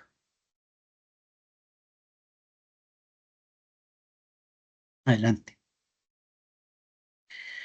Dice conclusiones y recomendaciones, tal y como dije al inicio de esto. Una vez que usted ha hecho todo ese análisis, usted ha hecho todo que tiene toda esa información ya desarrollada entre lo que recopiló y lo que usted ha ido relacionando, entonces debería ser sencillo llegar a la conclusión o a las conclusiones que derivan de ese análisis. Entonces, se concluye que de acuerdo con estas actividades o productos esenciales, el puesto sigue siendo parte de la clase profesional de servicio civil 2, bla, bla, bla, lo que sea, y, y hay, se evidencia un cambio en las tareas, actividades, responsabilidades del puesto, y recomendar al final que se cambie la clase o no se cambie, ya sea que se descienda o se mantenga, y que se cambie o no se cambie la especialidad cuando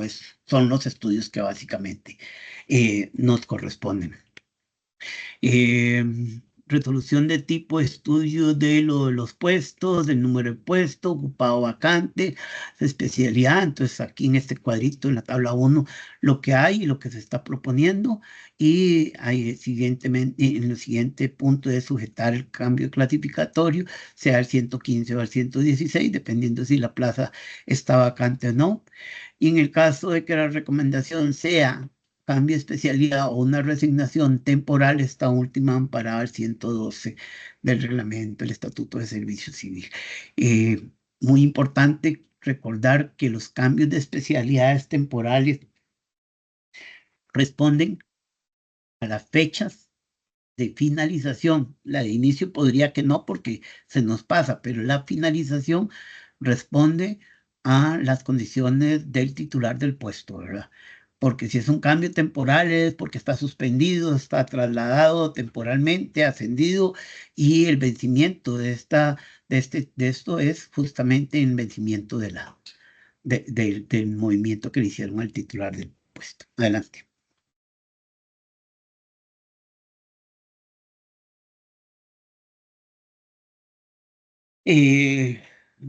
A modo de resumen, las recomendaciones deben referir el estudio de resultados utilizando para tal efecto la tabla que se acaba de mencionar.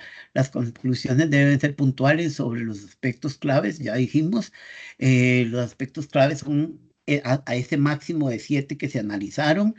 Se debe determinar en los estudios si corresponde aplicar el 115 o 116, y en el caso de estudios o cambio de especialidad temporal, el movimiento de vencimiento es el vencimiento del titular, lo que acabamos de mencionar. Adelante.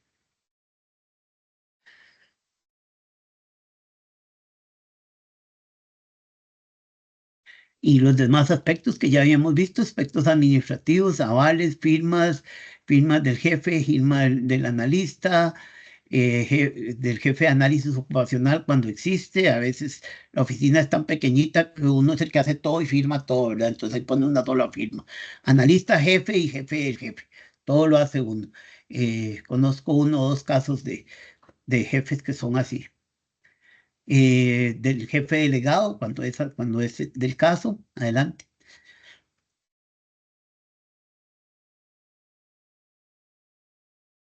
Cuando viene a nuestra oficina, si se aprueba, lo pasamos a la oficina de don Luis Gutiérrez, y si se devuelve, como les dije, tienen que generar un nuevo informe.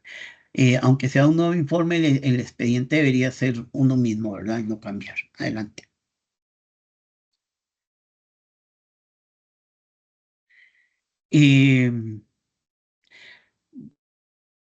En cuanto a la firma, se debe consignar necesariamente el aval de la jefatura y analista, la oficina de servicio civil y el analista de la jefatura, según corresponda, si es el delegado.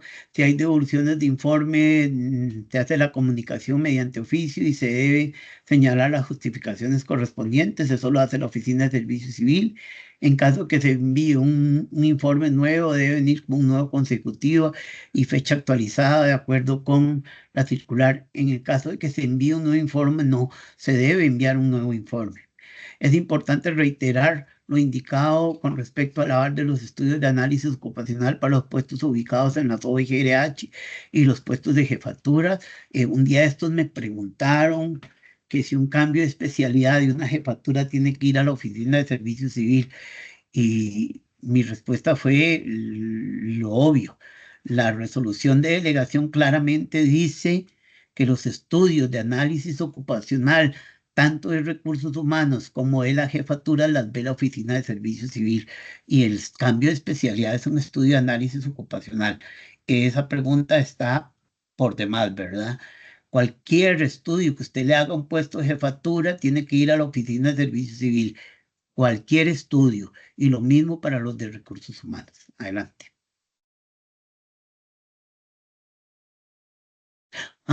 Y muchas gracias.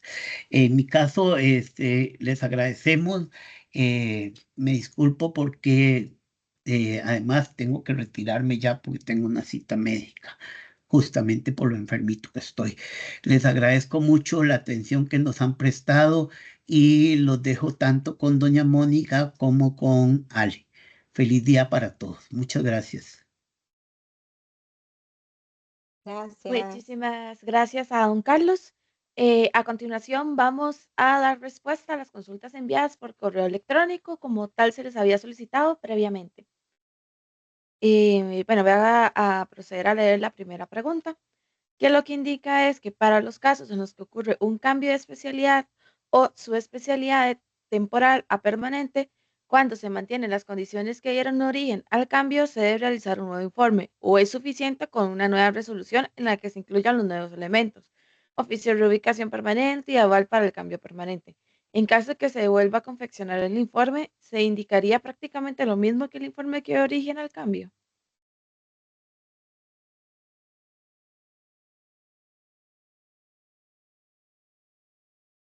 No, Ale, respondo yo porque doña Mónica está en otro.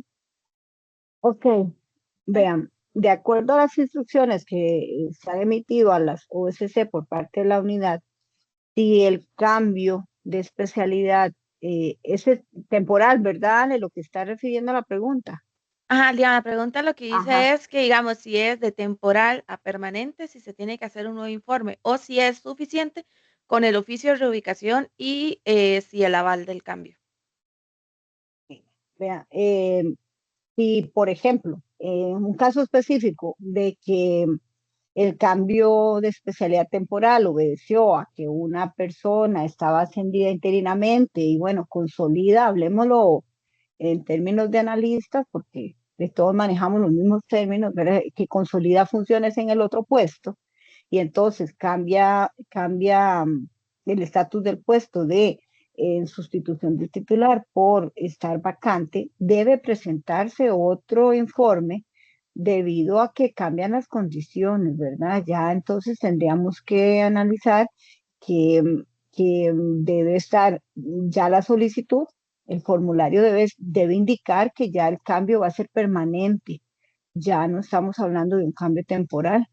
Y todas las demás condiciones también, porque el periodo de provisionalidad que se aplicaría en este caso, sí, sería el del puesto permanente, pero indicando a partir de cuándo tendríamos que ahí tener en cuenta cuándo se ocupe en forma eh, en propiedad, ¿verdad? Por otra persona. Permíteme para ver porque también tenían las respuestas a algunas otras cosas. Es que pensamos que era don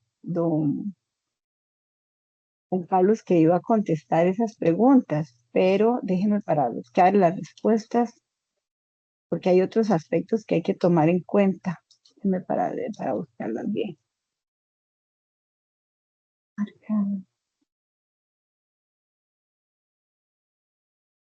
Las tengo.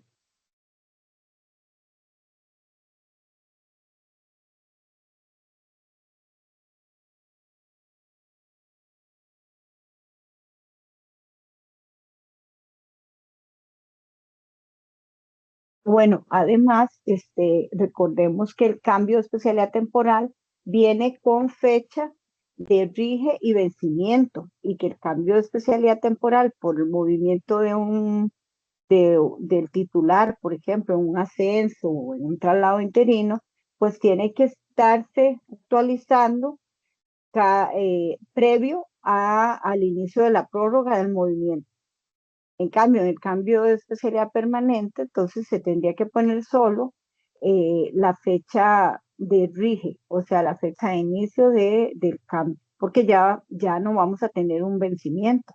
También eso es otro de las condiciones en que se justifica que se tenga que hacer un nuevo informe. En el caso de que la institución así lo requiera, ¿verdad? Además es importante tener en cuenta, bueno, lo que ya les indiqué, que se debe presentar de nuevo previo al vencimiento de la prórroga en el caso de cambios de especialidad temporal. Eso era, no sé si queda claro o lo ahondo más, o en resumen, se tiene que hacer un nuevo informe, dado que ya no corresponde a un cambio de especialidad temporal, sino a un cambio de especialidad permanente que únicamente requiere la fecha de origen y debe así estar eh, constando en el informe que se realiza. Listo, ¿Cuál muchísimas es la otra? gracias, Cinia. Voy a proceder con la segunda pregunta. Dice que según se indica en la plantilla de elaboración de los informes, se requiere de autorización de la STAT para un puesto vacante con o sin interino.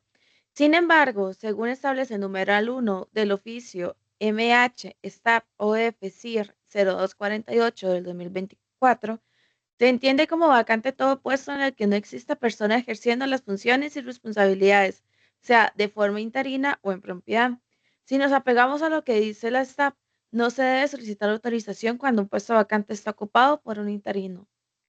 La consulta en Sí. concreto es, ¿se debe solicitar la autorización en el caso del puesto vacante con interino? ¿O en ese apartado del informe se indica que no se necesita autorización? Sí. Esta respuesta requiere varios análisis, porque no se puede decir sí o no sin contemplar todo. Por ejemplo, obviamente, si, si el cambio de especialidad temporal se da, se vio cuando el puesto está vacante por ausencia del titular y lo tramitó la UGERE por una necesidad institucional para llenar dicho puesto, entonces se tuvo que haber pedido un staff.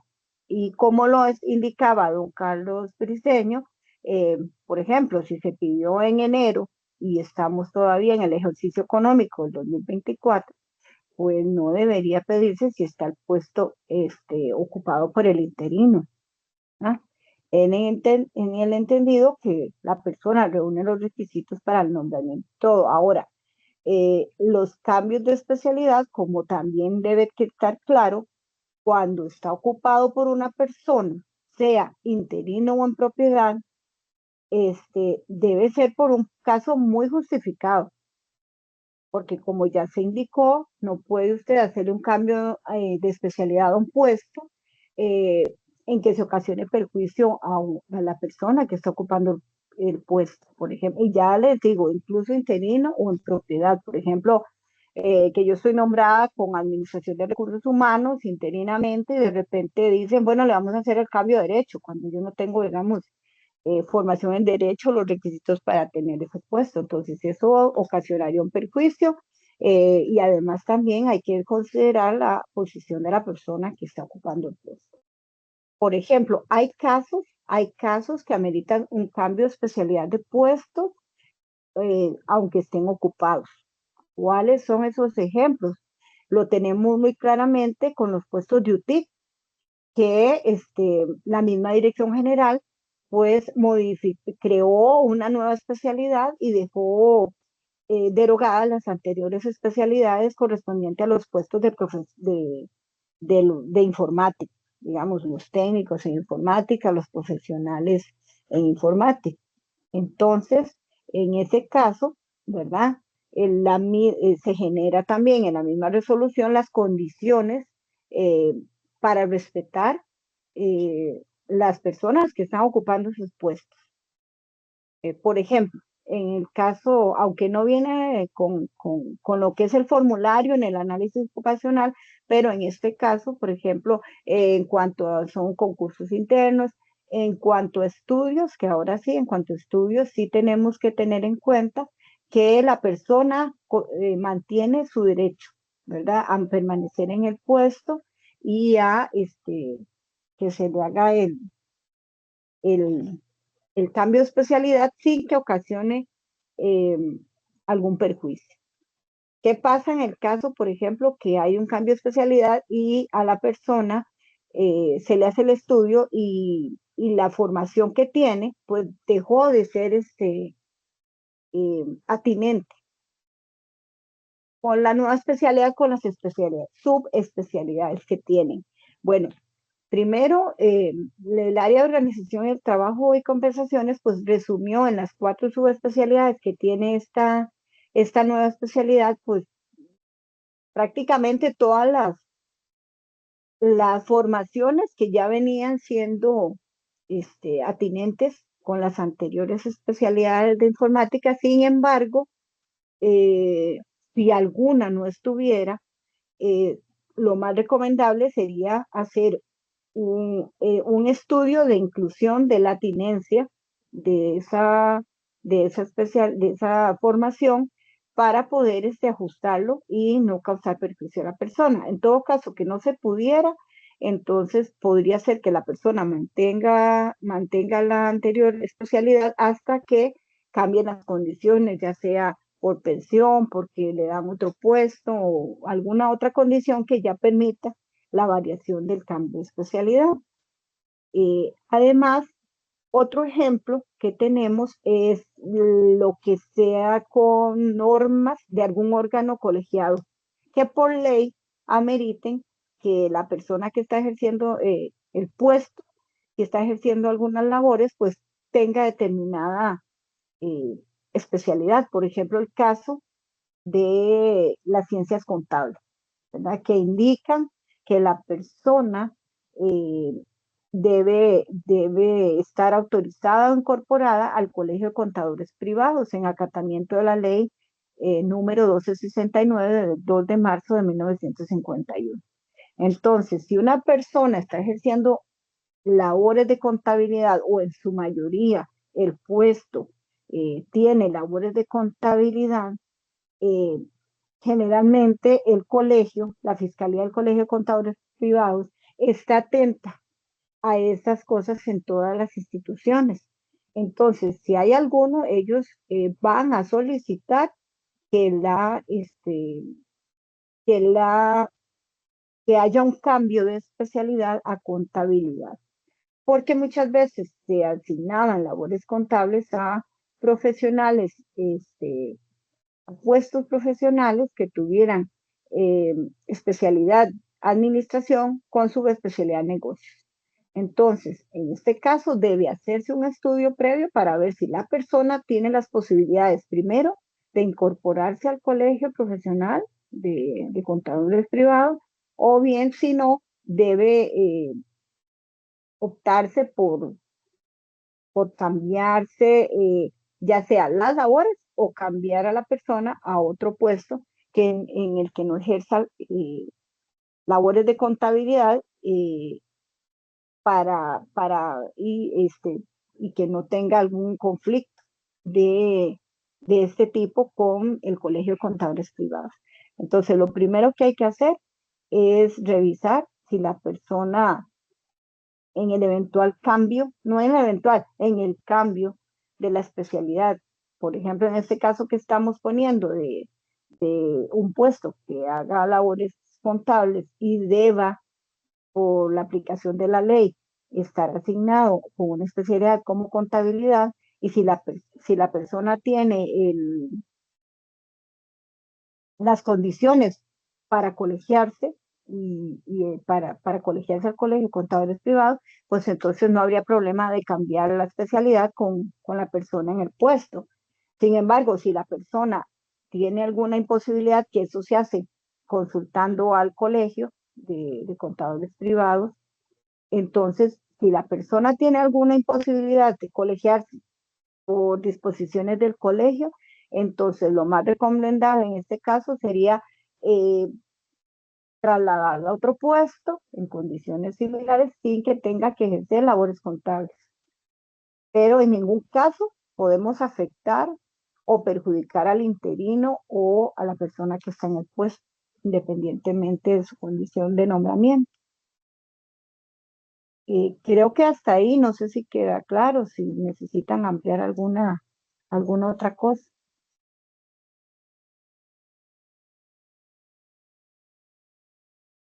Bueno, muchísimas gracias a la señora Cinia por contestar las consultas planteadas por medio del correo electrónico.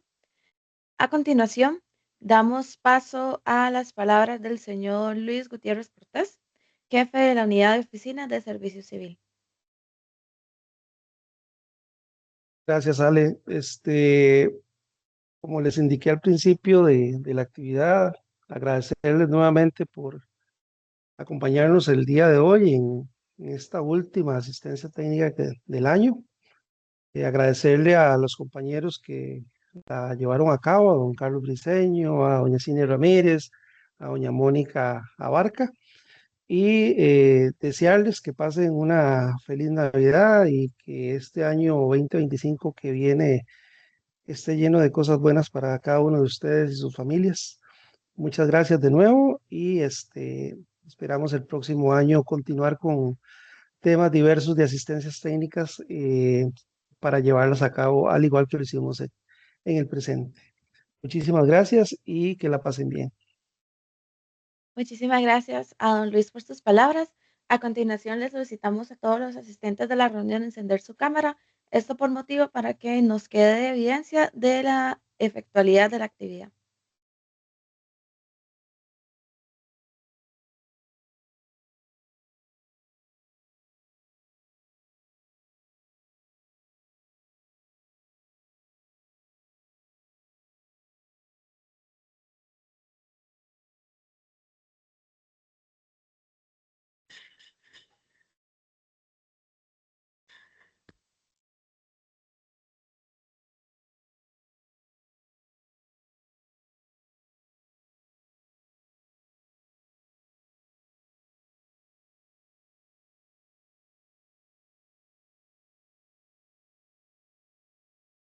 Y si gustan, me dan un momentito porque sí son bastantes pantallas.